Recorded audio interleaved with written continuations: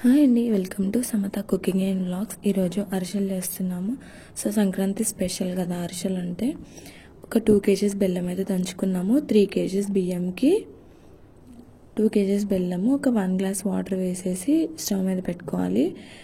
And ఇందులో ఒక 1 cup sugar, యాలక్కాయలు మిక్సీ పట్టుకోవాలి. మేమైతే 3 kgs బియ్యము నైట్ అంతా నానబెట్టేసి మార్నింగ్ వడకట్టేసి పిండి పట్టించామన్నమాట. సో ఇంకా షుగర్ అయితే మెత్తగా మిక్సీ పట్టిన తర్వాత బెల్లం కూడా కరుగుతుంది కదా.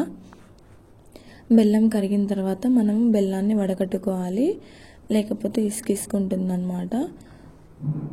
సో చాలా అంటే చాలా టేస్టీగా ఉంటాయి మా అమ్మమ్మ చేసే అరిసెలు. బెల్లం అంతా వడకట్టేసిన తర్వాత మళ్ళీ వెంటనే స్టవ్ మీద పెట్టుకోవడమే.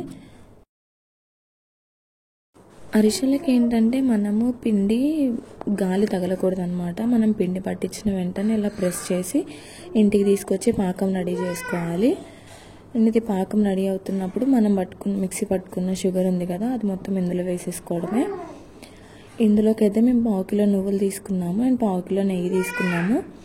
ఇందులో ఇసుక లేకుండా నువ్వులంతా చెరుక్కోవాలి. చెరిగిన తర్వాత ఒక 1/2 కిలో నెయ్యి పక్కన పెట్టుకోవాలి. అండ్ ఇది పాకం వచ్చేటప్పుడు చూడండి ఇలా వస్తుంది. మనం ఇలా ముద్ద కడితే వస్తుంది అన్నమాట.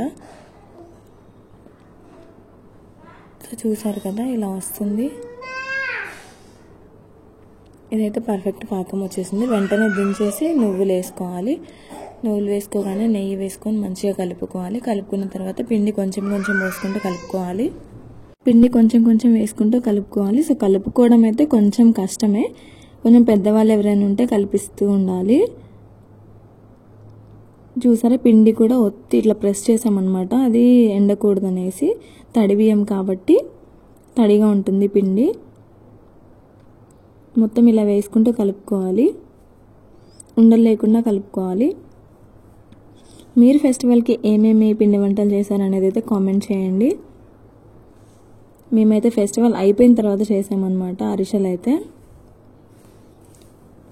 సో ఇందులో పైన కొంచెం నెయ్యి వేసుకున్నాము. ఇంకా పొయ్యి మీద కళాయి పెట్టేసి ఫ్రీడమ్ ఆయిల్ అయితే యూజ్ చేస్తున్నాము. 1.5 లీటర్ అయితే ఆయిల్ పోసేసి, ఆయిల్ ఫ్రై అయిన తర్వాత చిన్న చిన్న ముద్దలు తీసుకొని వాటిని ఇలా మనకు కావాల్సిన షేప్లో, అంటే చిన్న కావాలంటే చిన్నగా, లేకపోతే పెద్ద కావాలంటే కొంచెం పెద్దగానే చేసుకోవచ్చు. చాలా టేస్టీగా ఉంటాయి, ఈజీ కూడా చేసుకోవడం అయితే. కొంచెం పాకం విషయంలో పర్ఫెక్ట్గా ఉంటే సరిపోతుంది.